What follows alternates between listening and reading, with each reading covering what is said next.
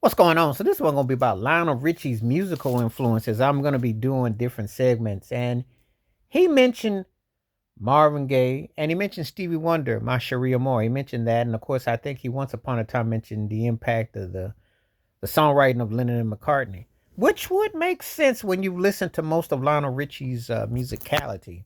There is a few other pieces and places in there, but that would make sense, you know. Trying to figure out who's influenced Lionel Richie's sound and style. Um, I think that when I think of Lionel Richie, though, and obviously Marvin Gaye, Steve Wonder, I say a nod to Smokey Robinson, and I definitely say the Beatles. And he had much respect for Michael Jackson. But I'd also say that would probably be Ray Charles. When you think about the country and the hybrid of R&B and pop and adult contemporary, you'd have to kind of say that in there as well because um, musical influences. When I hear his music, I think it encompasses a lot of that. And I also like Ray Charles, who does play saxophone, and he had big country hits. A lot of people forget. Oh yeah, he had that Tuskegee album before Beyonce. You remember "Stuck on You"? That was before producing and writing for Kenny Rogers way back in the day. Yeah, when you were talking about "Lady," which was a hit across all the all boards. That's amazing that they didn't win more CMA awards or all the other stuff because that was a huge song across genres.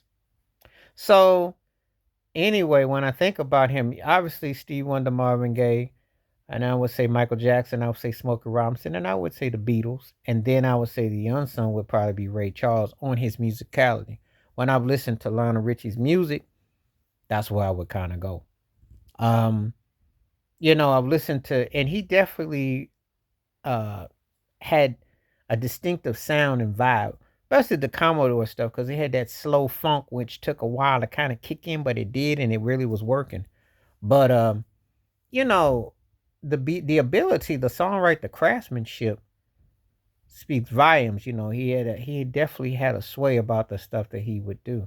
And you could definitely hear a certain vulnerability and a rawness.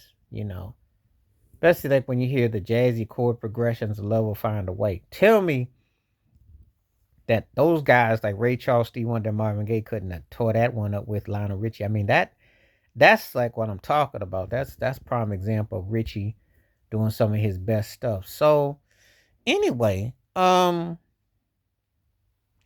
that is one of those type of situations that pretty strong, and you know when I think about his musical influences, and I take that in consideration when I listen to that.